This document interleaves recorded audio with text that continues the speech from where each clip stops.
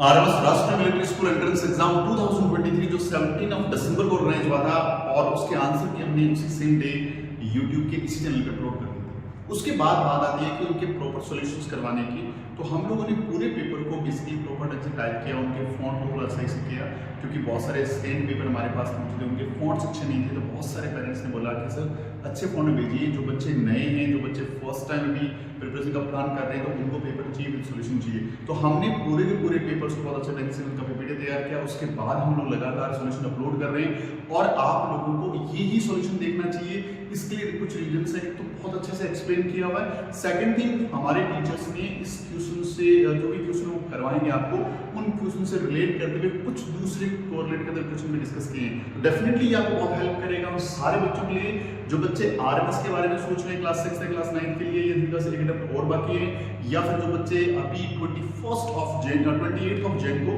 क्योंकि 7 डेज आगे चला गया है एग्जाम, तो तब वो एग्जाम के बारे में सोच रहे हैं कि सैनिक स्कूल का उनका एग्जाम वो देना है, तो डेफिनेटली वो इस वीडियोस को बहुत ध्यान से देखिए। तो चलिए आज बात करते हैं हम लोग इस सब्जेक्ट की। मैथ सब्जेक्ट की बात करेंगे। मैथ्स में हम लोगों के सामने फर्स्ट क्वेश्चन जो था, ये क्वेश्चन फर्स्ट था। देखिए, देखने में क्वेश्चन बड़ा लग सकता है, कॉम्प्लिकेटेड लग सकता है, लेकिन यदि आपने अवेयर होकर इस क्वेश्चन को किया था ना, तो आपको सिर्फ 5 सेकंड, देखिए हर बच्चा इस क्वेश्चन को कर लेगा 10 सेकंड में, 15 सेकंड में, लेकिन जिस बच्चे ने प्रिपरेशन बहुत अच्छे से कर रखी है, वो बच्चा यहाँ पे टाइम सेव करता है। ऐसे क्वेश्चन टाइम सेव वाले आते हैं। देखिए यहाँ पे लिखा हुआ है -10/3 मल्टीप्लाई 15/2 17/19 मल्टीप्लाई 0, जैसे 0 मल्टीप्लाई समथिंग क्या होता है, पूरा टर्म 0 हो गया, तो आंसर इज ए 0। बहुत ही अच्छा क्वेश्चन था। अगले क्वेश्चन की बात करते हैं। नेक्स्ट क्वेश्चन के, what least number must be subtracted from, इसमें से क्या सब्ट्रैक्ट किया जाए to get perfect square. Perfect square में सब्ट्रैक्ट करना हो या ऐड करना हो तो हमें लॉन्ग डिवीजन मेथड पे काम करना पड़ेगा। 7250 है, इस पे लॉन्ग डिवीजन मेथड से काम करते हैं। कैसे काम करते हैं लॉन्ग डिवीजन मेथड से, देखिए जरा। यहां से जब भी कोई नंबर आपके सामने आता है, उस नंबर को लीजिए और राइट साइड से दो दो नंबरों का पेयरिंग कर लीजिए। राइट साइड दो नंबरों का पेयरिंग कर लीजिए। जैसे ही पेयरिंग कर लिया, अब यदि लास्ट में कोई एक सिंगल नंबर बचता है, वो भी एक ढंग से कंप्लीट पेयर कहलाएगा। तो हमें करना क्या है कि अभी लास्ट पेयर को इस फर्स्ट पेयर को देखना है, और इधर हमें जैसे 1 1 जा 1 होता है, 2 2 जा 4 होता है, स्क्वायर वाली टेबल बोलनी है, 3 3 जा 9 होता है, तो 72 के आसपास क्या है, तो 72 के आसपास है 8 8 जा, 8 8 जा कितना हो गया, 64 हो गया। 8 8 जा कितना हो गया, 64 हो गया, यानी 8 टाइम चला गया।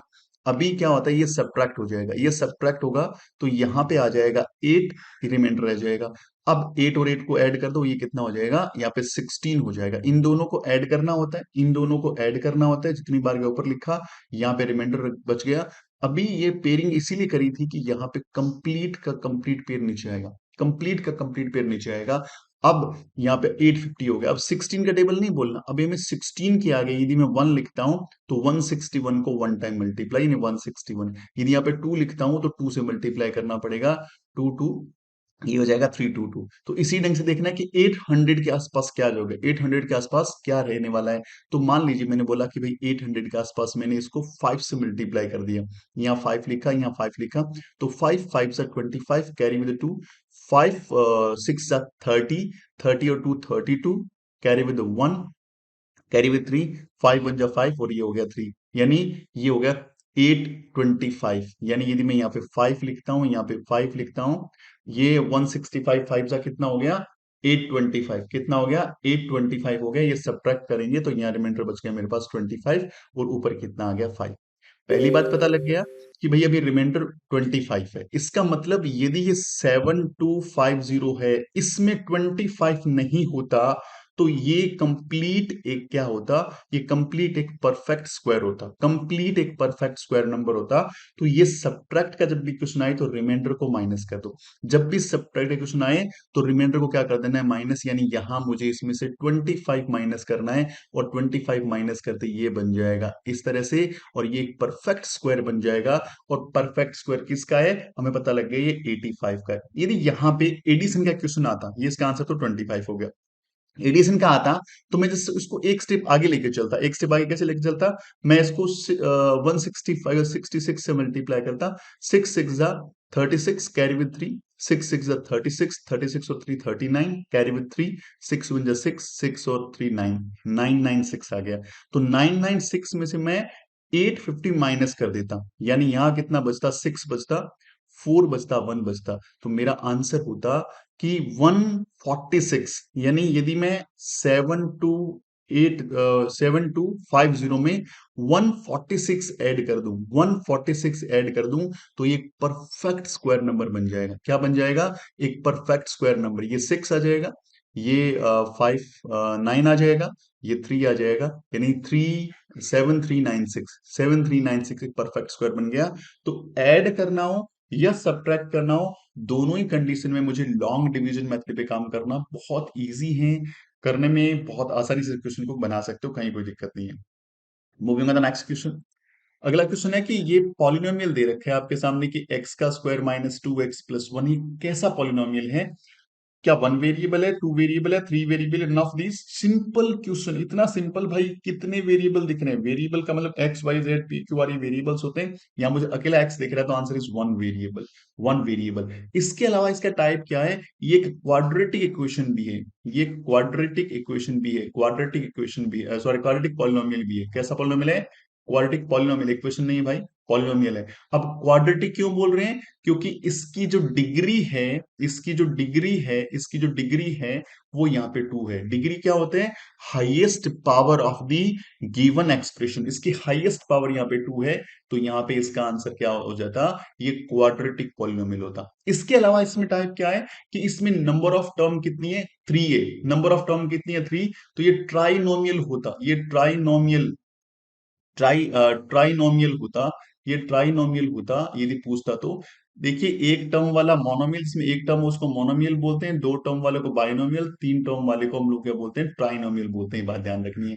अब जिसकी डिग्री 1 हो, उसको बोलते हैं लीनियर। जिसकी डिग्री 1 हो लीनियर, जिसकी डिग्री 2 हो उसे बोलते हैं क्वाड्रेटिक, और जिसकी डिग्री 3 हो उसे बोलते हैं क्यूबिक, उसको बोलते हैं क्यूबिक। तो इस तरह से हमें ये सारा पॉलिनोमियल का बेसिक स्ट्रक्चर पता होना बहुत जरूरी है, क्योंकि इस एग्जाम में ये पूछा है। तो नो डाउट सैनिक स्कूल के एग्जाम में या दूसरे किसी एग्जाम में ऐसा क्वेश्चन पूछा जा सकता है। और वेरिएबल की बात किया जाए तो जो भी X Y Z P Q R, जो भी अल्फाबेट यूज होते हैं उनको वेरिएबल्स बोलते हैं। और हमें वो काउंट करने थे, यहाँ पे एक ही सिंगल वेरिएबल है, तो आंसर होता है इसमें one variable. Moving on the next question. यहां बोला कि पी एक्स का वैल्यू मैं दे रहा हूं आपको, पी एक्स का वैल्यू मैं दे रहा हूं, पी एक्स का वैल्यू मैं दे रहा हूं, और ये क्या है? x+3 है। सॉरी, पी एक्स का वैल्यू क्या है? x+3 है। ये बोल रहा है कि आपको ऐड करके बताना है पी एक्स प्लस में पी माइनस में एक्स। ये ऐड करके आपको बताना है कि भाई इसका आंसर क्या आएगा, इसका आंसर क्या आएगा, ये ऐड करके आपको इसका आंसर बताना है। तो हमारे सामने पी एक्स का वैल्यू दे रखा है। अब हमें पता इसमें क्या ऐड करना है कि भाई हमें p माइनस में x देखना है, p माइनस में x करना है। तो p माइनस में x का मतलब क्या हुआ कि यहाँ पे हम देखिए p यहाँ पे जो x की जगह यहाँ माइनस वाला वैल्यू लेना है, तो माइनस वाला ले लियो, कोई दिक्कत नहीं है। यहाँ पे x की जगह, ये x की जगह माइनस का x हो जाएगा और प्लस में 3 हो जाएगा। अब आपको दोनों को ऐड करना है। इन दोनों को जब आप ऐड करोगे, अब इन दोनों को जब ऐड करोगे तो क्या हो जाएगा? यहाँ हो जाएगा x+3, और प्लस के अंदर x माइनस, और प्लस में कितना हो जाएगा? 3। ये कैंसिल आउट हो गया। ये 3 और 3 कितना हो जाएगा बच्चा जी? 6 हो जाएगा। बहुत ही आसान सा क्वेश्चन था। Moving next question. A number ending in a 9 will have unit place, will have unit place of its square। एक नंबर 9 पे एंड होता है, तो उसके स्क्वायर का यूनिट प्लेस क्या होगा? भाई पहले 9 का स्क्वायर करके देख लो, 81 होता है, 81 होता है। फिर 19 का स्क्वायर करके देख दो, 361 होता है। यानी यहाँ पे कितने डिजिट है कोई फर्क नहीं पड़ता, लास्ट वाला जो डिजिट क्या है, लास्ट वाला एंडिंग डिजिट क्या है, यूनिट प्लेस क्या है, वंस प्लेस क्या है, सिर्फ उसका स्क्वायर करके देख लो। तो 9 का स्क्वायर करके देखो, लास्ट डिजिट 1 है, तो यहाँ पे कितने भी डिजिट हो, यदि वो 9 पे एंड हो रहा है तो 100% क्या है? इसका यूनिट डिजिट 1 होगा। इसका यूनिट डिजिट क्या होगा? 1 होगा बच्चा जी, ध्यान रखना चाहिए मुझे। जैसे 1 का स्क्वायर क्या होता है? 1। यानी कोई नंबर यदि 1 पे एंड हो रहा है तो उसका यूनिट डिजिट 1 होगा, है ना? अब 9 पे एंड हो रहा तो भी यूनिट डिजिट 1 होगा, 9 पे एंड हो रहा है तो यूनिट डिजिट 1 होगा, भी ध्यान रखना है। तो ये दोनों चीजें हमें प्रॉपर ढंग से ध्यान रखनी है। चलिए moving on the next question. अगले क्वेश्चन की तरफ बढ़ते हैं।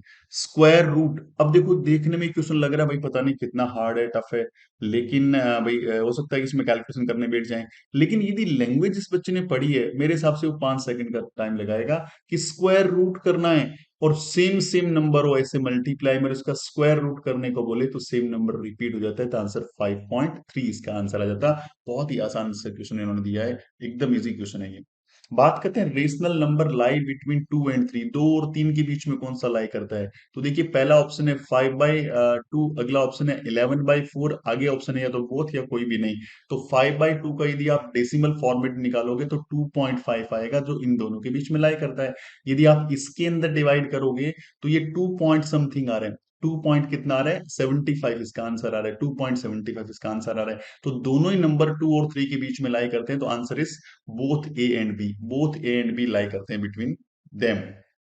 In a frequency distribution, mid value of class is 10 and width of class is 6. The lowest limit of the class. देखियो फ्रीक्वेंसी डिस्ट्रीब्यूशन क्या होता है, कई बार आपने ऐसा देखा होगा 0 to 10, 10 to 20, 20 to 30, ये इनको बोलते हैं क्लास फ्रीक्वेंसी डिस्ट्रीब्यूशन बोलते हैं इसको ऐसे। ये क्लास इंटरवल रहता है, ये क्लास इंटरवल रहता है कहां से लेके कहां तक, ये क्लास इंटरवल है। इधर वाले को जो छोटा नंबर है इसको लोअर लिमिट बोलते हैं, इस इधर वाले को हम लोग अपर लिमिट बोलते हैं, ये लोअर लिमिट ये अपर लिमिट। अब यहाँ पे इनका मिड वैल्यू कैसे निकलता है, मिड वैल्यू निकालने के लिए lower limit plus upper limit in दोनों को ऐड करके 2 से डिवाइड कर दो, तो क्या आ जाते हैं, मिड वैल्यू आ जाती है। क्या आ जाती है, मिड वैल्यू उसमें आ जाती है। यहाँ पे यदि निकालना चाहें तो लोअर लिमिट मेरा 0 है, अपर लिमिट मेरा 10 है, 2 से डिवाइड करूंगा आंसर कितना आ जाएगा, 5 आ जाएगा। ठीक है। अभी यहाँ पे क्या दे रखा है मेरे पास, यहाँ पे क्या दे रखा है, मिड वैल्यू दे रखी है। मिड वैल्यू मतलब ये 5 वाली जगह दे रखी है मिड वैल्यू, तो मैंने मिड वैल्यू लिखा 10 यहाँ पे। इसके आगे विड्थ, अच्छा विड्थ क्या होता है बच्चे जी, विड्थ जो होता है इन दोनों के बीच का डिफरेंस होता है। यदि इन दोनों के बीच का डिफरेंस निकालोगे आप 10 - 0, तो आंसर कितना आ गया, 10। ये विड्थ हो गई, ये विड्थ हो गई, ये विड्थ यहाँ पे हो गई। अब विड्थ का हमेशा ये हाफ ही तो होता है, देखा जाए तो विड्थ का हाफ ही होता है ये। आप कहीं भी देख लो, कहीं भी देख लो, इन दोनों की विड्थ क्या है, इन दोनों की विड्थ क्या है, इन दोनों की भी 10 है, इन दोनों की भी 10 है। इसका विड्थ का हाफ हो गया ये, क्या, मिड वैल्यू। तो एक ढंग से विड्थ का हाफ ही मिड वैल्यू है। यदि मैं विड्थ बोल दूं या मिड वैल्यू बोल दूं एक ही बात होता है ना। तो मुझे पता लग गया कि मिड वैल्यू का हाफ जो है, मिड जो विड्थ है उसका हाफ क्या हो जाएगा मेरा, हाफ क्या हो जाएगा मेरा, विड्थ जो है मिड वैल्यू का हाफ होता है, मुझे पता लग गया। ठीक है। अब बोला मिड वैल्यू मेरा 10 है और विड्थ कितना है इसका 6 है। अब मिड वैल्यू 10 है, ये मिड वैल्यू 10 है और विड्थ 6 होने का मतलब क्या हो गया कि 3 प्लेसेस इधर ऐड होगा, 3 प्लेसेस इधर ऐड होगा। मिड वैल्यू की मदद से इन दोनों का मिड वैल्यू मैंने 5 निकाला, किसका, 0 और 10 का मिड वैल्यू मैंने 5 निकाला, ये रहा 5।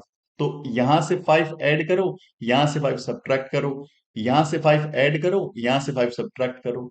इसी ढंग से इस क्वेश्चन में क्या है, मिड वैल्यू कितना है मेरा, मिड वैल्यू मेरा 10 है और विड्थ कितना है 6। तो विड्थ 6 है, इसका मतलब यहां से यहां तक की टोटल रेंज 6 है।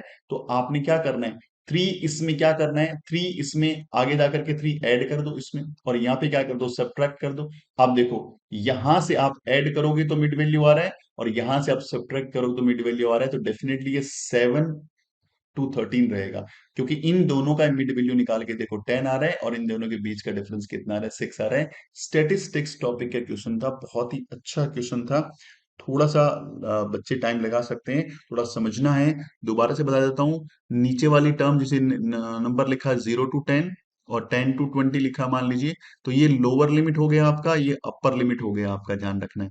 और इन दोनों को ऐड करते हुए, नहीं अपर लिमिट को प्लस लोअर लिमिट को ऐड करके 2 से डिवाइड करोगे तो मिड वैल्यू निकल जाता है।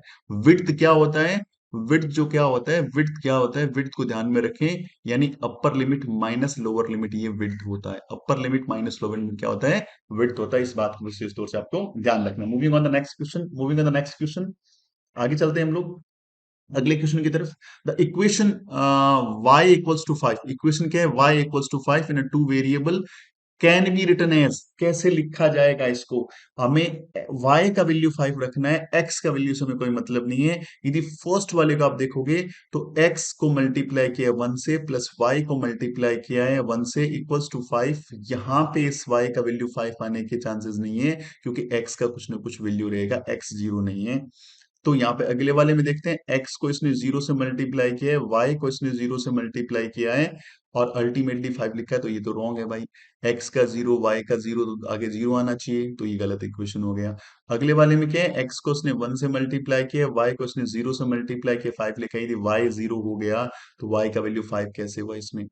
यहाँ पे x को इन्होंने जीरो से मल्टीप्लाई किया, y को इन्होंने 1 से मल्टीप्लाई किया, हाँ ये जीरो मल्टीप्लाई x जीरो हो गया, तो क्या हो गया 1y इक्वल्स टू 5, तो y का वैल्यू क्या आ गया 5 आ गया, तो ये इक्वेशन इसको रिप्रेजेंट करती है, तो इसका आंसर क्या हो जाएगा, डी वाला हो जाएगा। Moving on the next question, which of the following is a numeric coefficient of, numeric coefficient, coefficient क्या होता है, किसी भी वेरिएबल के पास में कोई नंबर लिखा हुआ है, this is called numeric coefficient. यहाँ पे कोई भी नंबर लिखा हुआ है उसको न्यूमरिक कोफिशिएंट बोलेंगे। अब एक्स का स्क्वायर प्लस वाई के स्क्वायर के साथ में अगर कुछ लिखा हुआ नहीं है, जिसके साथ कुछ नहीं है, तो उन्हें वन होता है, याद रखना न्यूमरिक कोफिशिएंट। न्यूमरिक कॉफिशिएंट क्या हो गया, 1 हो गया। और सिंपल यदि आपसे वाई स्क्वायर का कॉफिशिएंट पूछे तो इसका एक्स स्क्वायर कॉफिशिएंट हो जाएगा, और एक्स स्क्वायर का पूछे तो वाई स्क्वायर हो जाएगा। ये आपका न्यूमरिक कॉफिशिएंट नहीं हो गया, ये आपका एल्जेब्रिक कॉफिशिएंट एक ढंग से हो गया, एक्सप्रेशन में हो गया ये। तो न्यूमरिक कॉफिशिएंट में सिर्फ मुझे डिजिट्स को देखना है, नंबर्स को देखना है कि जिसका पूछा है उसके साथ नंबर या डिजिट कौन सा जुड़ा हुआ है। आगे चलते हैं हम लोग, कि इसका वैल्यू मुझसे पूछा है X plus Y, X minus Y, Y minus Z, Y plus Z, Z minus X, Z plus X. तो एक्स प्लस वाई और x माइनस वाई, यदि आपको इसको देख करके कुछ याद आ रहा है कि one time in plus one time in minus, ultimately x का स्क्वायर माइनस y का स्क्वायर, तो इसको लिखा जा सकता है, इतने को क्या लिखा जा सकता है, लिखा जा सकता है x का स्क्वायर माइनस y का स्क्वायर। इसी ढंग से इसको लिखा जा सकता है y का स्क्वायर माइनस z का स्क्वायर। इसको क्या लिखा जा सकता है, इसको लिखा जाए z का स्क्वायर माइनस में x का स्क्वायर, x स्क्वायर प्लस का, x स्क्वायर माइनस का, y स्क्वायर प्लस का, y स्क्वायर माइनस का प्लस का, फिर माइनस का, फिर प्लस का, अल्टीमेटली आंसर कितना आ गया, जीरो आ गया। बहुत ही आसान और अच्छा क्वेश्चन था ये। बात करते हैं, what is the radius of largest circle that can be cut out, rectangle measuring 10 centimetre length और 8 सेंटीमीटर विड्थ। यानी आपने 10 सेंटीमीटर लेंथ का और 8 सेंटीमीटर विड्थ का एक रेक्टेंगल बना लिया, ये 10 सेंटीमीटर है और ये 8 सेंटीमीटर है। आपको इसमें लार्जेस्ट सर्कल निकालना है पहले तो आप ये सोचिए कि लार्जेस्ट सर्कल 100% जो होगा वो ऐसा ही हो सकता है जितना इसका छोटे वाली साइड, चाहे वो विड्थ हो चाहे वो लेंथ हो, जितना उसका लेंथ होगा उतना ही उसका डायमीटर हो सकता है। तो मैक्सिमम डायमीटर जो होता है, यदि मैं विड्थ को ही छोटा मानूं, तो डायमीटर ऑफ सर्कल जो होगा, डायमीटर ऑफ सर्कल जो होगा हमेशा, डायमीटर ऑफ सर्कल जो होगा वो होगा स्मॉलेस्ट साइड के इक्वल, स्मॉलेस्ट साइड के इक्वल होगा। इसका इन दोनों में स्मॉलेस्ट कौन सा, 8, तो इस सर्कल का डायमीटर कितना हो गया 8, डायमीटर कितना हो गया 8, आपसे रेडियस पूछा है, डायमीटर बाय 2 हो गया, रेडियस कितना आ गया 4 सेंटीमीटर। डायरेक्ट चीजें सोचने वाली है कि आप ऐसे ही मैक्सिमम सर्कल काट सकते हो, यदि लेंथ वाइज लेना कोशिश करोगे तो सर्कल बाहर निकल जाएगा और यहाँ से कट आउट नहीं हो पाएगा। तो ध्यान रखना स्मॉलेस्ट साइड जो होता है हमेशा वो डायमीटर होता है। बात करते हैं, Ramesh boat and air cooler ₹3,300 including the tax of 10%, इसने परचेज किया, उसमें टैक्स इंक्लूड कर दिया गया। The price of the air cooler, हमें नहीं पता price of air cooler, suppose x था, उसमें 10% टैक्स ऐड कर दिया, मतलब 10% टैक्स ऐड कर दो तो 100, इसमें 10 ऐड कर दो 110, इज इक्वल टू कितना आ गया 3300। यहां से 10 से 10 कैंसिल हो गया, ये 11 से कैंसिल हो गया कितनी बार, 3 बार, एक जीरो यहां बच गया, इसको यहां भेज दो, आंसर कितना आ गया मेरा 3000। यानी 3000 का एयर कूलर था, 10% टैक्स इंक्लूड किया, आंसर कितना हो गया था मेरा इसका, जो सेलिंग प्राइस हो गया वो कितना था 330 हो गया, तो answer is 3000 is the right answer. Pythagoras triplet की बात करते हैं, whose smallest side is 8, smallest side 8 है, तो पाइथागोरियन ट्रिपलेट होती क्या है, एक ऐसे तीन नंबरों का कॉम्बिनेशन, जिन तीन नंबरों की लेंथ का यदि मैं कोई ट्रायंगल फॉर्म करना चाहूं, आप 3 सेंटीमीटर, 4 सेंटीमीटर और 5 सेंटीमीटर ऐसा ट्रायंगल बनाने की कोशिश कर लो, 100% वो राइट एंगल ट्रायंगल होगा, 100% वो राइट एंगल ट्रायंगल होगा, ऐसा 100% होगा। 5, 4 और 3 ऐसा ट्रायंगल क्या होगा, राइट एंगल ट्रायंगल होगा, 100% ध्यान रखना है। इसी ढंग से ये बोला ट्रिपलेट बनाओ जिसमें क्या है, 8 क्या हो, 8 स्मॉलेस्ट नंबर हो, 8 क्या हो, स्मॉलेस्ट नंबर हो। ट्रिपलेट जो भी होगी, जो भी ट्रिपलेट होगी ना, उसका फॉर्मेट हमेशा 2m, m स्क्वायर प्लस 1 और m स्क्वायर माइनस 1 होगा। पहली बात तो ये ध्यान रख लेना है, ये ध्यान रख लेना है, इसी फॉर्मेट में होगी। वैसे यदि आपने ट्रिपलेट लर्न कर रखी हो, बच्चा तुरंत जान जाएगा कि इसमें से ट्रिपलेट कौन सी है, वो तुरंत इसको उठाएगा, इसका आंसर बता देगा कि इसका आंसर कौन सा है, बी वाला है। इसका आंसर इसमें बी है, ये सी है भाई, ठीक है ना। इसमें आंसर कौन सा बी वाला है, क्योंकि 8, 17 और 15 ये ट्रिपलेट के फॉर्मेट है। क्योंकि स्मॉलेस्ट साइड यहाँ पे 8 है, तो मैं एक काम करता हूँ, 2m इज इक्वल्स टू 8 ले लेता हूँ। एक साइड को मैंने 8 ले लिया, तो m का वैल्यू कितना आ गया, 4। अब क्या करना है अगली साइड के, 4 का स्क्वायर प्लस 1 और 4 का स्क्वायर माइनस 1। 4 का स्क्वायर प्लस 1 17, माइनस 1 करेंगे 15। तो आंसर क्या हो गया मेरा, 8, 15 और 17। 8, 15, if 7/3% of a number is 42, then the number, बहुत ही अच्छा क्वेश्चन। वो नंबर सपोज x है, उसका 7/3% का सिंबल हटेगा, अपॉन में 100 आएगा, इज इक्वल्स टू 42। 7 से कैंसिल होगा 6 टाइम, 6 3 जा 18 हो गया, आगे 2 जीरो लग गए, 1800 इज द राइट आंसर।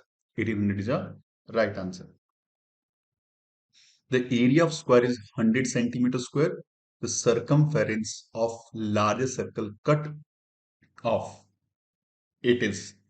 अब स्क्वायर दे रखा है, इसका एरिया दे रखा है 100 सेंटीमीटर स्क्वायर, तो साइड कितना होगा, आपको पता है एरिया का फॉर्मूला साइड का स्क्वायर होता है, इक्वल्स टू 100। तो साइड कितना आ गया, साइड आ गया रूट के अंदर 100, आंसर आ गया 10।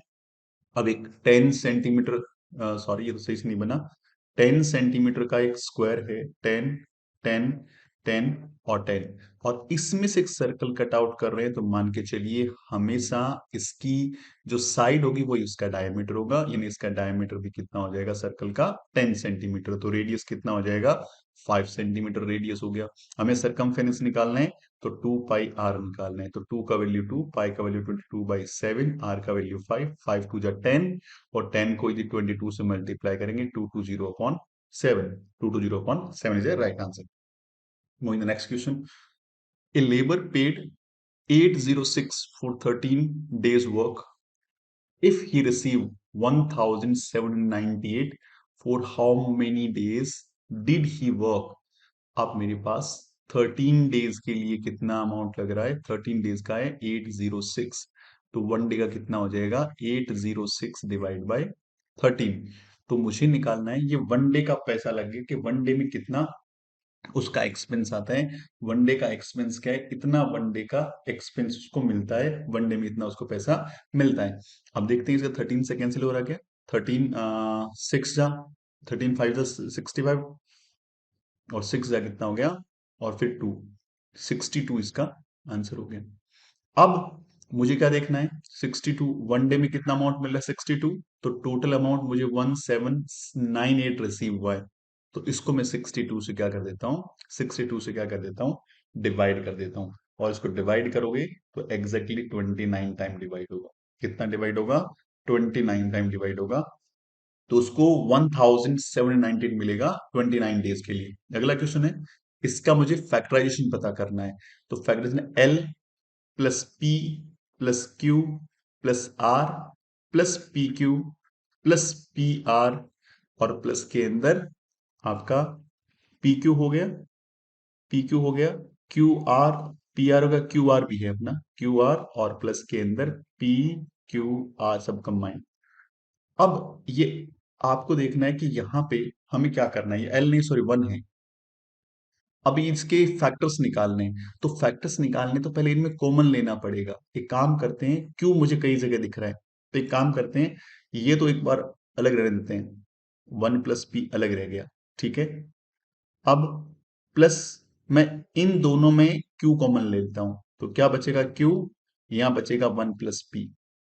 फिर मैं इन दोनों में आर कॉमन ले लेता हूं, तो यहां क्या बचेगा, 1 प्लस पी बचेगा। फिर मैं इन दोनों के अंदर भी आपका क्यू आर कॉमन ले लेता हूं, इन दोनों में क्यू आर कॉमन ले लेता हूं, यहां क्या बचेगा, 1 प्लस पी बचेगा। तो एक तो 1 प्लस पी बाहर हो गया सब जगह से, 1 प्लस पी बाहर हो गया, 1 प्लस पी बाहर हो गया। इन दोनों में देख लो, या तो 1 प्लस पी कॉमन ले लो, तो यहाँ क्या बचेगा, 1 प्लस क्यू बचेगा, 1 प्लस क्यू बचेगा। और इन दोनों के अंदर आप 1 प्लस पी कॉमन ले लो, इन दोनों में 1 प्लस पी कॉमन लोगे, तो यहाँ क्या बचेगा, यहाँ आर बचेगा, और यहाँ क्या बचेगा, क्यू आर बचेगा, यहाँ आर बचेगा, यहाँ क्या बचेगा, क्यू आर बचेगा। ठीक है, अब देखो 1 + p ये हो गया, इधर 1 + q हो गया, इधर 1 + p बाहर है ही, कोई दिक्कत नहीं है। और इन दोनों में से मैं क्या कॉमन ले सकता हूं, इन दोनों में से मैं r कॉमन ले सकता हूं, यहां बचेगा 1 + q बचेगा, 1 + q बचेगा। अब एक नंबर तो कंप्लीट ये हो गया, दूसरा नंबर कंप्लीट ये हो गया। दोनों नंबरों में से कॉमन ले रहा हूं, 1 + p कॉमन ले रहा हूं एक तो, दूसरा ले रहा हूँ 1 + q, ये दोनों कॉमन ले रहा हूं। तो फर्स्ट नंबर में से पूरा का पूरा कॉमन आ गया, यहाँ क्या बचेगा, ओनली 1 बचेगा। और सेकंड नंबर में से 1 + p कॉमन आ गया, 1 + q कॉमन आ गया, ओनली r बचेगा। तो ये इसके फैक्टर्स हो गए, 1 + p, 1 + q, 1 + r, 1 + p, 1 + q, 1 + r is the right answer. Option number A is right answer. आगे चलते हैं। What is the probability of choosing a vowel from the alphabet. Probability का मतलब होता है favourable outcomes upon total number of outcomes, favourable outcomes upon total number of outcomes, ये इसका simple formula होता है। अब अल्फाबेट टोटल कितने होते हैं सर, टोटल 26 होते हैं। इसके अंदर वोवल्स कितने होते हैं सर, वोवल्स कितने होते हैं, 5 होते हैं। तो 5/26 मेरा क्या हो जाएगा, राइट आंसर हो जाएगा, क्योंकि अल्फाबेट में से वोवल्स को मुझे चूज करना है, वही मेरा फेवरेबल आउटकम्स बन जाएगा। फैक्टराइज निकालना है किसका, मुझे फैक्टराइज निकालना है एक्स का स्क्वायर -4 का। मुझे पता है ये स्क्वायर है, अपने आप में दिख रहा है, और ये भी अपने आप में स्क्वायर नंबर है। मैं लिख सकता हूँ इसको एक्स का स्क्वायर और 2 का स्क्वायर। और यदि मुझे कहीं दिख जाए ए का स्क्वायर माइनस बी का स्क्वायर, तो I can write one time in a plus and one time in a minus, one time in a minus. तो मैंने लिखा इसको x + 2, और इधर क्या लिख दिया, x-2, इसका आंसर हो गया x + 2 और x-2, आंसर नंबर बी इसका राइट आंसर हो गया। What will be the possible ones digit of the square root of 6? इसका स्क्वायर रूट करेंगे तो पॉसिबल डिजिट क्या हो सकती है, तो हमें देखना है लास्ट में 6। तो देखिए एक बार चीजों को समझना है अच्छे से, चीजों को समझना है अच्छे से कि स्क्वायर रूट की जो पॉसिबिलिटी है, जिसके भी लास्ट में 6 आए, ध्यान रखना वो किसका स्क्वायर रूट हो सकता है। इसका स्क्वायर रूट करेंगे तो वंस डिजिट या तो 4 होगा या 6 होगा। क्यों होगा ऐसा, क्यों, क्योंकि 1 का स्क्वायर करते हो यूनिट इज 1 आता है, 2 का स्क्वायर करते हो 4 आता है, 3 का स्क्वायर करते हो आप लोग 9 आता है, 4 का स्क्वायर करते हो आपको पता है 16, 5 का स्क्वायर 25, 6 का स्क्वायर 36, 7 का स्क्वायर 49, 8 का स्क्वायर 64, और 9 का स्क्वायर दैट इज 81। अब यदि किसी भी डिजिट के लास्ट में 1 है, कितना ही बड़ा नंबर है, सो लास्ट में 5 है सपोज, और 5 के डिजिट का यदि आप स्क्वायर रूट करते हो तो उसका 1 + 5 ही आएगा, कंफर्म एकदम, कोई टेंशन नहीं है। ध्यान रखना हमेशा, हमेशा क्या आएगा, 5 ही आएगा, हमेशा क्या आएगा, 5 ही आएगा, दूसरा कुछ नहीं आ सकता। अब 1 कहाँ कहाँ आ सकता है, किसी भी डिजिट के यदि वंस प्लेस पे 1 है, वंस प्लेस पे 1 है, मान लीजिए किसी कोई बड़ा डिजिट लिखा हुआ है, इसके वंस प्लेस पे 1 है, इसका यदि आप स्क्वायर रूट करोगे तो देखो 1 कैसे बना था स्क्वायर करने में, या तो इसका जो आंसर आएगा यूनिट डिजिट उसका 1 होगा, या उसका यूनिट डिजिट क्या होगा, 9 होगा। देखो 1 और 9 हो सकता है। अब कितना ही बड़ा नंबर है इसका, वंस प्लेस का नंबर मान लीजिए 4 है, तो 4 के लिए क्या आ सकता है, 4 के लिए या तो 2 आएगा या आएगा 8, यानी इसका आंसर क्या हो सकता है, या तो 2 होगा यहाँ पे या 8 होगा। कितना ही बड़ा नंबर है, उसका वंस प्लेस पे नंबर डिजिट हमारे 6, तो 6 के लिए देखो क्या आ रहा है, 4 आ रहा है और 6 आ रहा है, क्या आ रहा है, 4 आ रहा है या फिर 6 आएगा। ठीक है, अब कितने बड़ा नंबर है, उसके लास्ट के अंदर यदि 9 है, तो 9 किसका स्क्वायर रूट करोगे तो या तो वहां 3 दिखेगा या आपको वहां पे 7 दिखेगा। तो ये आपको याद करना है, लर्न करना है, अच्छे ढंग से भूलना नहीं है। तो इस क्वेश्चन का आंसर कितना हो जाएगा, 4 एंड 6। कितना आंसर हो जाएगा, 4 and 6। 100% had a food provision for 24 days, 100% का फूड है 24 डेज के लिए, 20% left the place, the provision will last us for 100 लोगों का है। तो एमडीएच का एक फॉर्मूला आपको लोगों को क्लास में बताया था बहुत बार, एमडीएच का फॉर्मूला एमडीएच अपॉन डब्ल्यू, यानी M1D1H1W1, M1D1H1W, सॉरी 2 लगा दो सब जगह।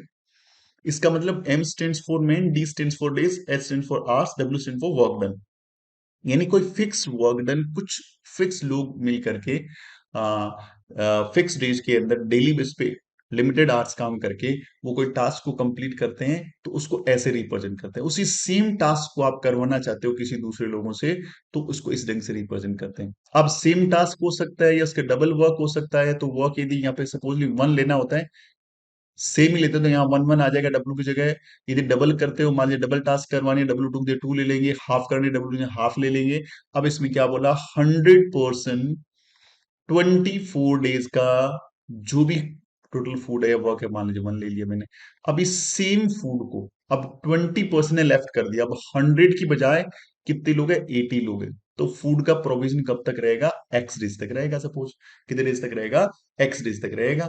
ये देखिए, 0 से 0 कैंसिल हो गया और 8 से कैंसिल हो गया, 3 टाइम, 3 10 30। तो इसका आंसर कितना हो गया, यदि यदि वहां पे 20% ने लीव कर दिया, तो 30 डेज तक फूड का प्रोविजन रहेगा, 30 दिनों तक फूड प्रोविजन रहेगा। The width of each of 5 consecutive classes in a frequency distribution is 5. Lowest limit class limit of the lowest class is 10. The upper limit of highest class. अब देखो क्या बोल रहे हैं, width of each 5 continue classes is frequency distribution. width का मतलब मैंने थोड़ी देर पहले बताया था, width यहाँ पे 5 है। Lower class limit of lowest class, तो सबसे छोटा है वो 10 है, तो विड्थ 5, तो 10 to 15, ये मेरा फर्स्ट वाला हो गया। सेकंड वाले में 15 to 20, थर्ड वाले में 20 to 25, फोर्थ वाले में 25 to 30, एंड फिफ्थ वाले के अंदर 30 to 35। अब मुझे बताना था upper limit of the highest class, ये मेरा हाईएस्ट क्लास, ये लोवेस्ट क्लास थी, इसका लोअर लिमिट दे रखा था। ये सबसे बड़ी क्लास है, हाईएस्ट क्लास है, इसका upper limit that is 35। Fifth की बात कर रहे हैं, यदि फोर्थ की पूछता तो 30 होता, थर्ड की तो 25 होता, लोअर लिमिट पूछता तो 30 होता। तो आपको पूरा समझ जाना है कि इसका आंसर 35 लिखना आया कैसे, मैंने आपको एक्सप्लेन कर दिया है प्रॉपर ढंग से। The mean of 5 number is 38, 1 number is excluded, there mean become 29। What is the excluded number, कौन सा नंबर एक्सक्लूड हो गया। ये बोल रहे हैं 5 डिजिट है, 5 डिजिट का मीन, तो मीन का फॉर्मूला होता है सम अपॉन टोटल नंबर। तो मीन यहां दे रखा है 30, सम हमारे पास नहीं है, टोटल नंबरों का सम क्या है, और नंबर ऑफ डिजिट कितने हैं 5, इसको यहां भेजो, टोटल सम आ गया 150, यानी 5 डिजिट का जो सम आ गया, 5 डिजिट सम आ गया, हो गया 150। अब बोल रहे हैं एक नंबर को हमने एक्सक्लूड कर दिया, अब मीन हो गया 28, तो सम हमारे पास नहीं, डिजिट यहाँ पे 4 है, इसको यहां ले जाओ। तो 8 4 जा 32, कैरी विद 3, 8 2 जा 8 4 2 जा 8, हाँ 8 4 जा 32, कैरी विद 3, 8 2 4 2 जा 8, 8 और 3 कितना हो गया 11, 8 और 2 कितना हो गया 11 हो गया। और ये आ गया इसका सम। ये सम है 4 डिजिट्स का, ये सम है 5 डिजिट का। तो हमें जो डिजिट एक्सक्लूड किया वो कितना हो जाएगा, वो आ जाएगा मेरा 38। कितना आ जाएगा, 38 is right answer. Moving on the next question. इस sofa set bought for 10,000, sofa set को 10,000 में वोट किया गया, परचेज किया गया। Its value depreciated rate of 10% per annum, हर साल 10% होता है। Find the value of after 1 year. 10,000 मेरे पास अमाउंट है, डेप्रिसिएट किया गया 10%, इन्हें 100 से 10 कम किया 90। अब इसको कैलकुलेट करेंगे, 2 जीरो से ये 2 जीरो, और ये 2 जीरो इसके आगे लगा देंगे, आंसर आ जाएगा 9,000। डेप्रिसिएट का मतलब होता है कमी होना, उसके प्राइस में गिरावट आना, लोएस्ट प्राइस होना। The pictorial representation of the data using symbol is known as. Pictorial के अंदर जो डेटा यूज करते हैं वो पिक्टोग्राफ के अंदर यूज करते हैं, हम लोग पिक्टोग्राफ के अंदर यूज करते हैं पिक्टोरियल डेटा को, ध्यान रखना। पिक्टोरियल जो डेटा होता है, पिक्टोरियल रिप्रेजेंट किस में करते हैं हम लोग, किसमें, पिक्टोग्राफ में। पाई चार्ट में सर्कल बना के डेटा को रिप्रेजेंट करते हैं, और बार ग्राफ के अंदर इसे ग्राफ के फॉर्मेट में हम चीजों को रिप्रेजेंट करते हैं, आपको पता होना चाहिए बात है। On children's day sweet were to be equally distributed among 160 children. Children's day पे 160 बच्चों को स्वीट डिस्ट्रीब्यूट किया स्कूल। ऑन चिल्ड्रंस डे, on children's day 40 children were absent, therefore each children got 10 sweets extra, the total number of sweets were, total 160 बच्चे थे, उन्होंने plan किया कि भाई हम लोग स्वीट्स को डिस्ट्रीब्यूट कर रहे हैं। अब क्या हुआ, 40 बच्चे नहीं आए, तो चिल्ड्रंस डे पे बच्चे कितने आए, चिल्ड्रंस डे पे 40 बच्चे नहीं आए, अल्टीमेटली वहां पे बच्चे आए 120। ऐसा होने से क्या हुआ, 120 बच्चे नहीं आए, सॉरी 120 बच्चे ही आए। अब वहां पे बच्चे कम हो गए, उससे क्या हुआ, therefore each children got, इससे हर बच्चे को 10 स्वीट्स एक्स्ट्रा मिल गई। मतलब जो 160 में से जो 160 में से 40 बच्चे नहीं आए थे, उसी की स्वीट्स को डिस्ट्रीब्यूट किया ना, तभी तो एक्स्ट्रा मिली। अल्टीमेटली क्या हुआ कि वहां पे जो 120 बच्चे हैं उनको 10 स्वीट एक्स्ट्रा मिल गई, टोटल 1200 स्वीट्स एक्स्ट्रा मिल गई। 1200 स्वीट्स एक्स्ट्रा थी। क्यों? क्योंकि 40 चिल्ड्रंस जो थे वो अब्सेंट थे। 40 चिल्ड्रन अब्सेंट थे, तो 40 चिल्ड्रन को डिस्ट्रीब्यूट होनी थी 1200 स्वीट्स। अब वो स्वीट्स नहीं आने की वजह से रिमेनिंग बच्चों में डिस्ट्रीब्यूट हो गई थी। तो एक चाइल्ड को बेसिकली मिलती कितनी, तो 120 को मैंने डिवाइड कर दिया 40 से, 10 से 10, आंसर कितना आ गया मेरा 30। यानी टोटल जो 160 बच्चे थे, हर बच्चे को 30 स्वीट मिलना था। यानी टोटल स्वीट कितनी होगी, ये स्वीट आ गई टोटल 4800, ये टोटल स्वीट्स आ गई। अब क्या हुआ, उस दिन बच्चे नहीं थे, 40 बच्चे नहीं आए, टोटल 120 बच्चे आए। अब 120 बच्चों को इतनी स्वीट हमें देनी है, तो 120 को यदि मैं डिवाइड 120 से डिवाइड करता हूँ टोटल स्वीट्स को, 120 से डिवाइड करता हूं, तो मैंने देखा कि 40 स्वीट्स हर बच्चे को मिल रही है। यानी पहले 30 मिलनी थी, मिल रही है 40, इसीलिए उनको 10 स्वीट हर बच्चों को एक्स्ट्रा मिलती है। क्वेश्चन आई थिंक आपको पूरा समझ में आ गया होगा कि अब उन बच्चों को टोटल स्वीट्स कितनी डिस्ट्रीब्यूट की गई, 4800। The quadrilateral whose all sides are equal and angle are equal to 90 degree is called। देखिए, आपको ये प्रॉपर्टी वाला क्वेश्चन है, पता होना चाहिए कि रेक्टेंगल जो होता है उसमें सारे के सारे क्या है, एंगल तो 90 डिग्री होते हैं, लेकिन सारे साइड इक्वल नहीं होती, तो ये ऑप्शन नहीं होता। स्क्वायर इसका 100% ऑप्शन होगा। क्यों? क्योंकि स्क्वायर में ऑल साइड इक्वल होती है, काइट में ऑल साइड इक्वल नहीं होती, ऑल साइड इक्वल नहीं होती, ऑल साइड इक्वल नहीं होती। तो आंसर क्या हो गया, स्क्वायर हो गया। इसका आंसर क्या हो गया, स्क्वायर हो गया। Among the following statement is not true, कौन सा स्टेटमेंट ट्रू नहीं है? पहला बोल रहे हैं the centroid of a triangle divides each median in ratio 2:1, एकदम करेक्ट है। ये बोल रहा है कि कोई भी ट्राइंगल आपके सामने है, मैंने यहां से मीडियन को ड्रॉ करना है, मीडियन M1 है ये मान लीजिए।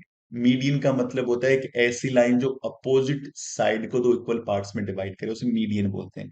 यहां से मैंने मीडियन को ड्रॉ किया, यहां से मैंने मीडियन को ड्रॉ किया, तो मीडियन को ड्रॉ करने से ये जो पॉइंट मिलता है इसको सेंट्रॉइड बोलते हैं हम लोग, है ना? क्या बोलते हैं?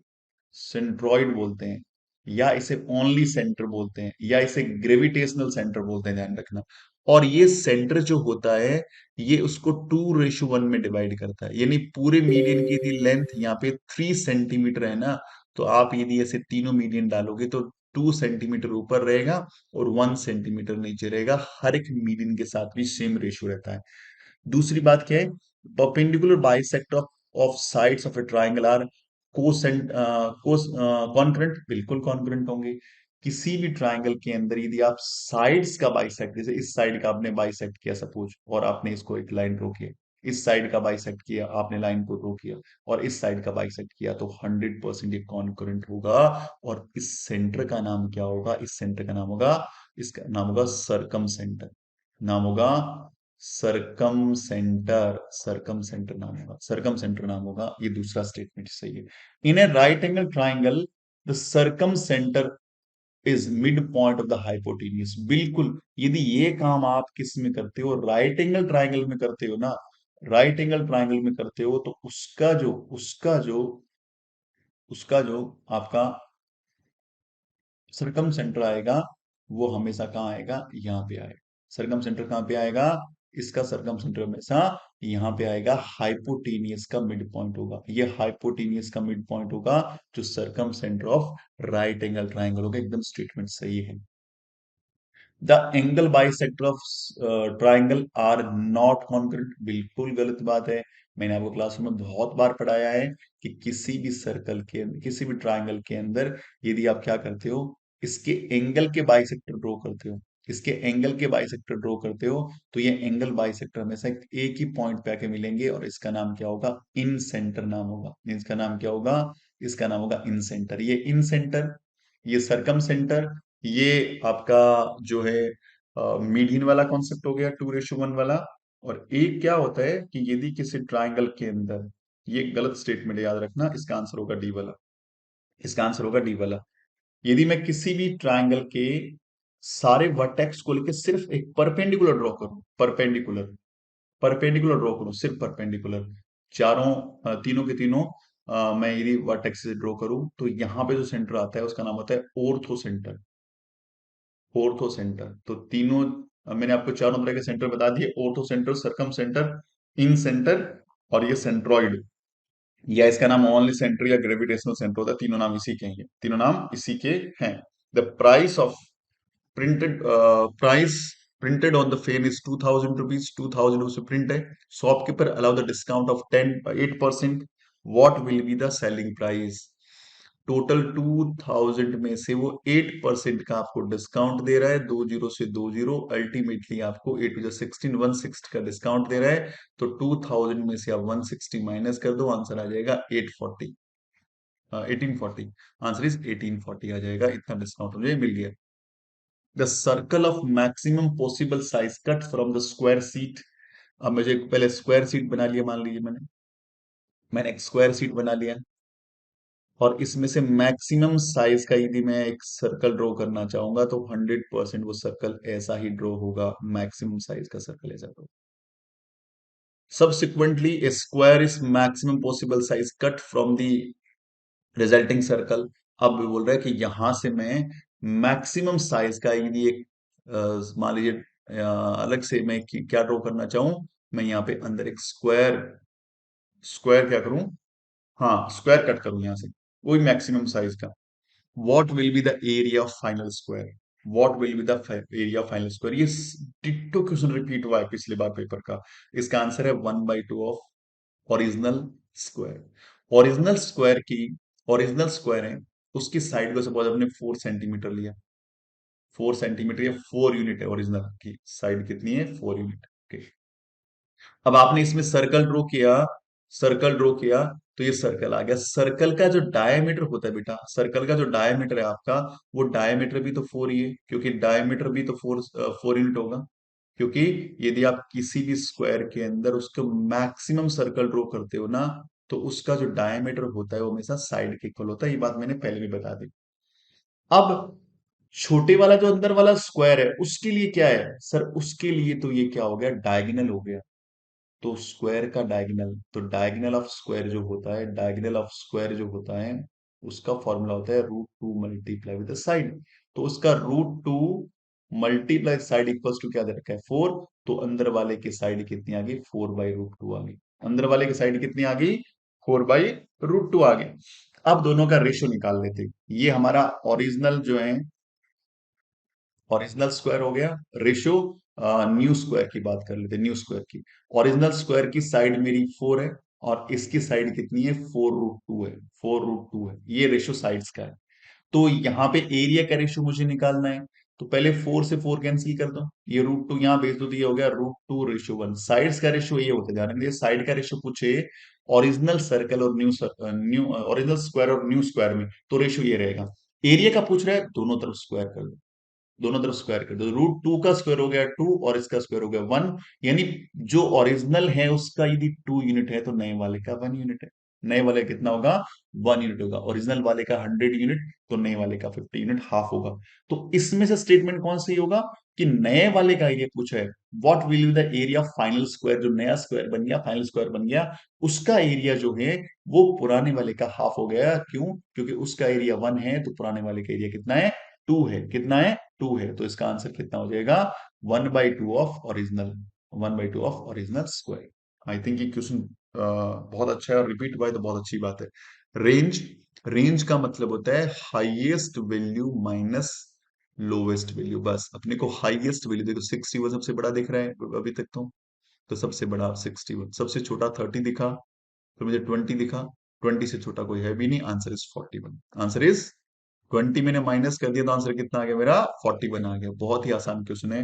Highest value minus lowest value इसका वैल्यू मतलब आंसर होता है रेंज का। ए बेच of mango was packed in a 25 boxes with a 20 mango each।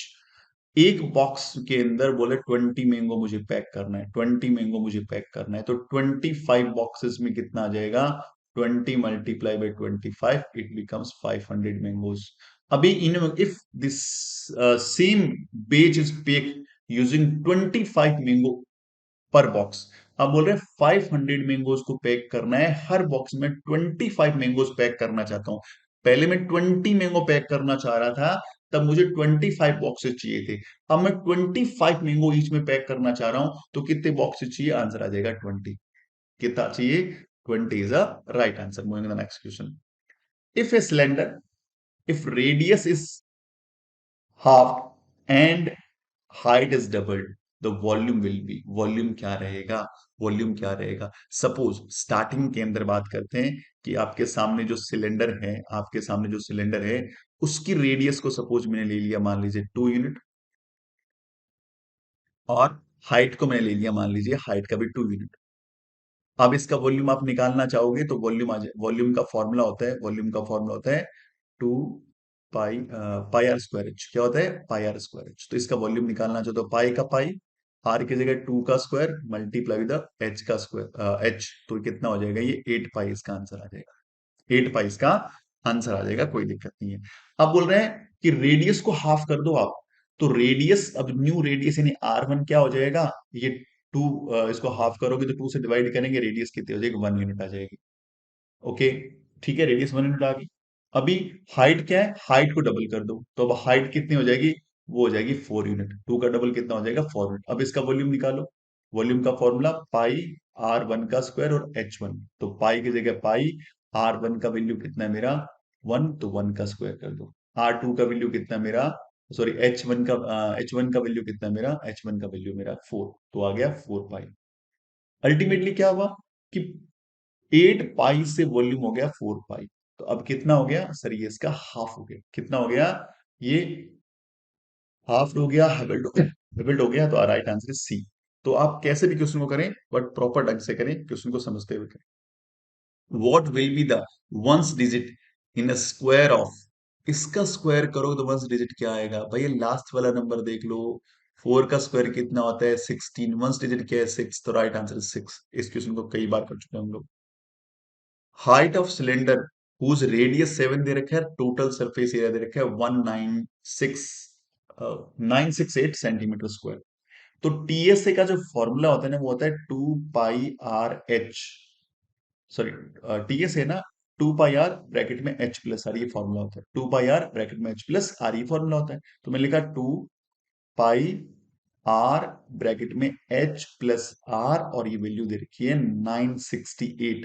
तो 2 की जगह 2 रखिए, पाई की जगह 22/7 रखिए, आर की जगह 7 रखिए, एच मुझे निकालना है, इसकी जगह भी क्या रखिए आप? 7 रख दीजिए आर की जगह, इज इक्वल्स टू 19, सॉरी 968। कितना? 968 हो गया। ये 7 से 7 कैंसिल, ये 2 से कैंसिल करो भाई, 2 से कैंसिल हो रहा है ना, बिल्कुल 2 से कैंसिल हो रहा है। ये जाएगा 4 टाइम, अगेन जाएगा, ये 2 से कैंसिल का 4 टाइम, फिर ये आपका 16 हो गया, ये जाएगा 8 टाइम, फिर जाएगा 4 टाइम।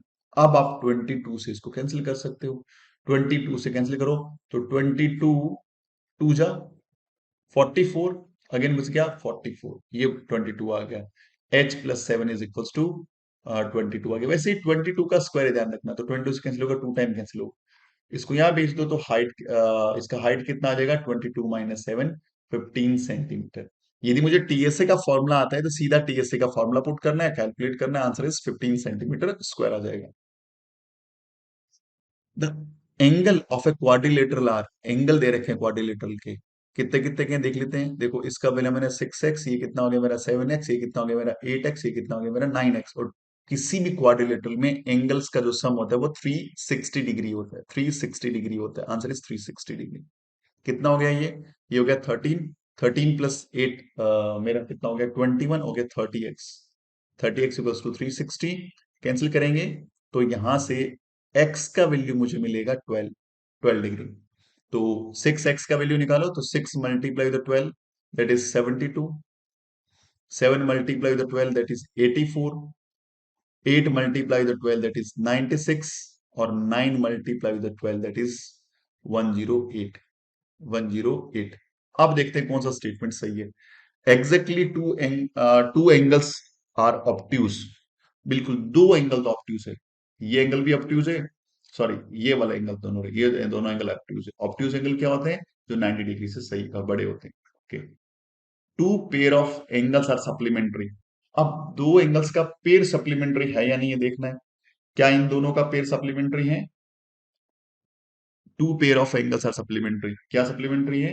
हाँ, 72 और 108 सप्लीमेंट्री होता है, बिल्कुल सही बात है। ये इन दोनों का पेयर क्या है? ये भाई सप्लीमेंट्री हो रहा है, इन दोनों का एड जो है। अब इन दोनों का ऐड करोगे तो ये चीजें हो रही है, ये एकदम सही बात है। और इन दोनों करोगे, सप्लीमेंट्री का मतलब होता है दो एंगल का सम 180। इन दोनों का सम 180 हो रहा है, इन दोनों सम भी 180 हो रहे हैं। तो अल्टीमेटली दूसरा स्टेटमेंट सही, both are correct, both are correct. आगे चलते हैं। The smallest number by which 2560 must be multiply so that product will be perfect cube. Perfect cube वाला है तो आपको इसके क्या निकालने पड़ेंगे? परफेक्ट क्यूब हो या स्क्वायर हो, इससे फैक्टर निकालने पड़ेंगे यदि मल्टीप्लाई और डिवाइड की बात चले तो। सबसे पहले 2 से डिवाइड हो सकता है 1 time, 2 time, 8 time, 0 time. Again 2 से डिवाइड हो सकता है ये 6 टाइम, 4 टाइम, 0 टाइम। 2 से डिवाइड हो सकता है 3 2 0। 2 से डिवाइड हो सकता है 160। 2 से डिवाइड हो सकता है दैट इज 80। 2 से डिवाइड हो सकता है 40। 2 से डिवाइड हो सकता है 20। 2 से डिवाइड हो सकता है 10 2 से डिवाइड हो सकता है 5, और 5 5 से ये 5 से डिवाइड 1 आ गया। अब क्यूब के अंदर क्या होता है ना कि तीन तीन डिजिट्स का पेयर बनता है। एक पेयर बन गया तो इसको मल्टीप्लाई डिवाइड करने की जरूरत नहीं, छोड़ दो इसको। ये पेयर बन गया, इसको भी छोड़ दो। ये 3 का पेयर बन गया, इसको भी छोड़ दो। लास्ट में मेरे पास 5 बच गया, ओनली 5 बच गया, इसका पेयर कंप्लीट नहीं है। देखिए स्क्वायर होता तो दो दो की पेयर लेता, क्यूब हो रहा है 3 3 के पेयर लूंगा। तो मुझे इसमें 3 5 चाहिए, तो कितने 5 कम पड़ रहे हैं सर? 2 5 कम पड़ रहे हैं, तो 2 5 से मैंने मल्टीप्लाई कर दिया। यदि 2 5 से मैं इस नंबर को मल्टीप्लाई कर दूं, 2560 को मैं 5 इंटू 5 से मल्टीप्लाई कर दूं, और जब मैं फैक्टर करूंगा तो मुझे 3 का पेयर मिल जाएगा 5 का, अल्टीमेटली परफेक्ट क्यूब बन जाएगा ये। तो मेरा आंसर क्या हो जाएगा? 5 5 जा 25। आंसर कितना आ जाएगा? 25 मेरा आंसर आ जाएगा। अब यदि पूछता कि भाई ठीक है, मल्टीप्लाई पूछ रहे, डिवाइड पूछता तो देखो यहाँ पे 2 का पेयर मेरा कंप्लीट हो रहा है, यहाँ कंप्लीट हो रहा है, यहाँ कंप्लीट हो रहा है, यहाँ कंप्लीट हो रहा है, एक्स्ट्रा कौन है? ओनली 5। जो भी लोग एक्स्ट्रा हो उससे आप डिवाइड करते हैं। यदि यहाँ पे 5 से मैं इसको डिवाइड कर दूंगा तो ये परफेक्ट क्यूब बन जाएगा, यानी 512 बन जाएगा, 8 का क्यूब बन जाएगा, ये परफेक्ट क्यूब बन जाएगा। डिवाइड करना हो तो रिमेन जो भी फैक्टर बचे, 1 बचे, 2 बचे, 3 बचे, उन सारों से मल्टीप्लाई करके डिवाइड कर दो, तो वो हो जाएगा मेरा डिवाइड वाला आंसर। मल्टीप्लाई में क्या होता है? क्यूब में 3 3 के पेयर कंप्लीट करने होते हैं, स्क्वायर के अंदर 2 2 के पेयर कंप्लीट करने होते हैं। The shifting of number from one side to an equation to another is called, इसे क्या बोलते हैं? हम लोग क्या बोलते हैं बच्चा जी? देखो ये तो एसोसिएटिव प्रॉपर्टी है, कम्युनिटी प्रॉपर्टी है, डिस्प्यूट प्रॉपर्टी है, इससे बोल देंगे ट्रांसपोजिशन, पोजीशन को चेंज करना। इक्वेशन के इक्वल्स टू बीच में ये एलएचएस साइड हो गया, ये आरएचएस साइड हो गया, यहां से यहां पे लेके आता हो किसी को, या यहां से यहां पे लेके आता हो किसी को, this called transposition. Moving the next question. Draw graph of a line, least number of point required. Draw the graph of a line, least number. एक लाइन को ड्रॉ करने के लिए कितने मिनिमम पॉइंट रिक्वायर्ड है? एक लाइन को draw करने के मिनिमम 2 पॉइंट्स रिक्वायर्ड है, क्योंकि 1 पॉइंट से तो ग्राफ लाइन ड्रॉ नहीं हो सकता। मिनिमम 2 पॉइंट्स रिक्वायर्ड है। ग्राफ पेपर के ऊपर जब लाइन ड्रॉ करना चाहोगे, लाइन ड्रॉ करना चाहो ग्राफ पेपर के ऊपर, तो आपने एक पॉइंट लगा दिया तो एक फिक्स लाइन नहीं है, लाइन के लिए आपको मिनिमम 2 पॉइंट्स की रिक्वायरमेंट पड़ेगी। 2 पॉइंट्स होंगे तभी आप लाइन ड्रॉ कर सकते हो, अदरवाइज आप लाइन ड्रॉ वहां पे नहीं कर पाओगे। तो बहुत बेसिक सी चीज है कि एक एक यदि लाइन की बात करें तो एक लाइन से कितने हम लोग निकाल सकते हैं? एक लाइन से हम लोग इनफिनिट नंबर ऑफ लाइंस को पास आउट कर सकते हैं, इनफिनिट नंबर ऑफ लाइन को पास आउट कर सकते हैं। लेकिन यदि मुझे यहाँ पे सिंपल ये देखना हो कि भाई कितनी लाइन ड्रॉ होगी, तो इसका आंसर क्या होगा? एक लाइन को ड्रॉ करने के लिए मिनिमम मुझे कितने चाहिए? 2 तो मिनिमम चाहिए ही चाहिए, है ना? 2 तो मिनिमम मुझे चाहिए ही चाहिए। इस बात को विशेष तौर से ध्यान में रखना है कि 2 लाइन से 2 पॉइंट्स मेरे पास हैं, तभी मैं वहां पे लाइन ड्रॉ कर सकता हूँ, अदरवाइज लाइन ड्रॉ वहां पे नहीं कर सकता। चलिए, आई थिंक ये बात आपको समझ में अच्छे से आ गई, कोई दिक्कत वाली बात उसमें नहीं है। अब बढ़ते हैं हम अगले क्वेश्चन की तरफ। हमारा नेक्स्ट क्वेश्चन क्या है, देखते हैं। What is the sum of all angle of hexagon? तो हेक्सागोन जो होता है, हेक्सागोन का मतलब 6 साइड हो गया, यानी इसमें साइड का वैल्यू कितना हो गया, 6 हो गया। अब यदि ये इंटीरियर पूछता ना, इंटीरियर वर्ड, इंटीरियर एंगल्स का सम, तब तो फॉर्मूला लगता है n-2 मल्टीप्लाई विद 180। n का मतलब साइड, साइड -2 यानी 6 - 2 इक्वल्स टू 180। तो यह देगा 4 मल्टीप्लाई विद 180, आंसर आ जाएगा 720। लेकिन ये एक्सटीरियर का जो पूछता, एक्सटीरियर एंगल्स का सम, वो हमेशा 360 होता है, चाहे कोई भी हो, इसमें कोई भी हो, चाहे हेक्सागोन हो, हेप्टागोन हो, पेंटागन हो, डेका। वैसे मुझे लगता है क्वेश्चन आधा है कि उसको बोलना चाहिए था, क्योंकि दोनों ही ऑप्शन में है, 360 भी है और 720 भी है, दोनों के दोनों ऑप्शन में है। तो यहाँ पे गड़बड़ है, दोनों ऑप्शन में, तो भाई यहाँ पे चीज क्या है, गड़बड़ है, दोनों ऑप्शन में नहीं होना चाहिए। एक ऑप्शन में हो तो चलेगा, दोनों ऑप्शन में नहीं होना चाहिए। अब क्या है कि हमें ध्यान क्या रखना है, हमें ये ध्यान रखना है कि वैसे यदि इस क्वेश्चन का एप्रोप्रिएट आंसर इसी में देखा जाए तो 720 बोलेंगे, क्योंकि 360 तो है ना, सारों का एक्सटीरियर एंगल का सम होता है, चाहे वो क्वाड्रिलेटरल है, पेंटागन है, हेक्सागन है, हेप्टागन, नोडेका, कुछ भी है। लेकिन जो है 360 तो सबका होता है, लेकिन 720 है वो ओनली किसका होता है, हेक्सागोन का होता है। वैसे क्वेश्चन थोड़ा आधा है, इंफॉर्मेशन आती है, लेकिन फिर भी इसका आंसर जो हम लोग चूज करेंगे वो 720 करेंगे। Which of following number is not a perfect cube? कौन सा परफेक्ट क्यूब नहीं है? ये है, याद है अपने को, ये 12 का क्यूब है, ये किसका क्यूब है, ये 11 का क्यूब है, और ये किसका है, 9 का क्यूब है। यही तो क्यूब नहीं है, ये हमारा आंसर हो जाएगा, परफेक्ट क्यूब नहीं है। Every continue number has an infinity number of, her continue number के पास क्या होता है, क्या इन्फिनिटी नंबर ऑफ फैक्टर होता है? नहीं, फैक्टर हमेशा फाइनाइट होते हैं, फैक्टर हमेशा फाइनाइट होते हैं, काउंटेबल होते हैं। मल्टीपल हमेशा इंफिनिटी होता है बच्चा जी, मल्टीपल कितने कर सकते हो? मैंने नंबर उठाया, लाइक मैंने बोला 2, अब 2 को मल्टीप्लाई करते रहो ना, कहां तक चलोगे, जहां तक चलना है करते रहो। तो ये होते हैं infinite number of multiples. Prime factor fix होते हैं, फैक्टर्स फिक्स होते हैं, तो आंसर हो जाएगा B. B is a right answer. How many digits will be there in the cube root of, इसके क्यूब रूट में कितने डिजिट्स होंगे, ये हमें देखना है। अब क्यूब रूट्स में डिजिट देखना हो ना, तो इसे पेयरिंग करनी पड़ती है, 4 6 6 5 6, ऐसे पेयर करो, ये 3 का पेयर बन गया, अब ये 2 का पेयर ही बन रहा है, तो 100% इसमें 2 डिजिट होंगे। 100% इसमें कितने डिजिट होंगे, 2 डिजिट्स होंगे। आप इस क्वेश्चन को करके भी देख सकते हैं ना। Question number 145, let's ABC be 3 digit number. अब एबीसी यदि 3 डिजिट नंबर है आपके लिए, आपको तीनों डिजिट नहीं पता, तो आप इसको ऐसे खोज करिए, ये 100 प्लेस पे ये है, ये 10 प्लेस पे बी है, और ये 1 प्लेस पे सी है। अब ये बोल रहा है कि ऐसा हमारे पास नंबर है, ये हमारा फर्स्ट जो नंबर हो गया, ये ऐसा हो गया। अब बोल रहा है कि इसको एबीसी को, फिर आप क्या करो, जो बी है उसको फर्स्ट नंबर ए को शिफ्ट कर दो बैक साइड में। अल्टीमेटली आप बोलो कि ये वंस प्लेस पे आ जाएगा, तो ये 100 बी हो जाएगा, और ये 10 सी हो जाएगा, और ये 1 ही हो जाएगा। बाद में आप सी को शिफ्ट कर रहे हो, इस बी को शिफ्ट कर रहे हो लास्ट में, तो कोई दिक्कत नहीं है, ये हो जाएगा 100 सी। ये कितना हो जाएगा, 10 ए, और ये कितना हो जाएगा, ओनली बी।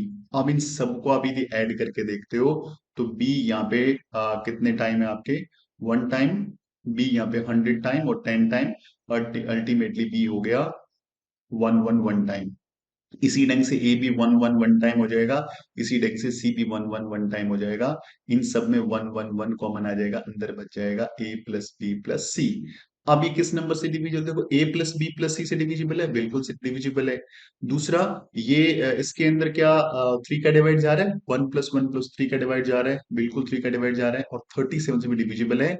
9 से डिविजिबल नहीं होगा, ये नंबर 9 से पूरा पूरा डिविजिबल नहीं होगा, इसका आंसर क्या हो जाएगा मेरा, 9 हो जाएगा। कॉन्सेप्ट ये, बट जरूरी नहीं है कि सारे नंबर में से कोई भी नंबर 9 से डिविजिबल ना हो, कुछ नंबर हो सकते हैं लेकिन सारे नंबर नहीं होंगे, इसीलिए 9 को यहां से एलिमिनेट करना पड़ रहा है हमें। Question number 46, 146, the number of parts of coordinates axis divides the plane.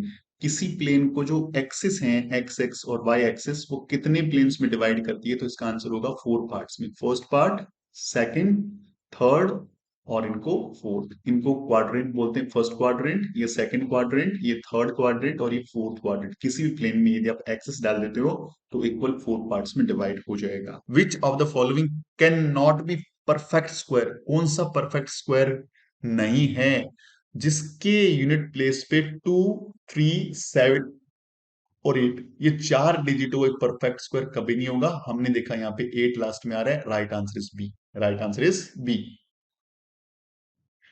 Latika bought teapot of 120 and set up cup is 400. She sold बेच दिया उनको। टी पोट को 5% प्रॉफिट पे और कप्स को 5% लॉस पे। द अमाउंट रिसीव्ड बाय हर, कितना उसका अमाउंट रिसीव हुआ? देखो 120 में वो लेके आई, 120 में लेके आई, उस पे 5% का प्रॉफिट यानी 105 ऑन 100, 105 ऑन 100, 10 से ये 10 कैंसिल हो गया। 2 से कैंसिल हो गया 6 टाइम, 2 से कैंसिल हो गया 5 टाइम, 5 से कैंसिल हो गया 21 टाइम, 21 6 कितना होता है? 21 6 कितना होता है? ये होता है 1 to 6। कितना हो गया? 1 to 6। अब 400 पे 5% का लॉस तो 95/100। 20 से 20, 4 5 जा 20, कैरी विद 2, 4 9 जा 36, 36 और 2 कितना हो गया? 38। ओके, अब उसको 380 ये मिला और 126 ये मिला, ये हो गया 6, यहाँ आ गया 0506, 506 रुपीज उसने रिसीव किया, है ना? सिर्फ रिसीव का देखना है तो मैं रिसीव इतने में उसने कर लिया। रेशो निकालना है 10 मीटर का रेशो, 10 किलोमीटर को मीटर चेंज करना पड़ेगा। ये मैंने मीटर बना लिया। 10 से 10 कैंसिल हो गया तो 1 रेशो कितना हो जाएगा? 1000। 10 इसका आंसर हो जाएगा। The multiplicative identities of a rational number. Multiplicative मतलब किसी भी चीज को यदि किसी भी नंबर को किस फिक्स नंबर से मल्टीप्लाई करेंगे सेम नंबर रिपीट हो, जिसका आंसर होगा 1। आंसर कितना होगा? 1। हमने पूरा पेपर डिस्कस कर लिया। उम्मीद करता हूँ सारे डाउट्स मैंने क्लियर करते हुए चला हूँ। फिर भी कोई डाउट लगता हो तो हमारी डैशबोर्ड नंबर पे कम्युनिकेट कर सकते हैं, हम आपके लिए और इस तरह की बेहतरीन वीडियोस लेके आते रहेंगे। Thank you very much. जय हिंद, जय भारत।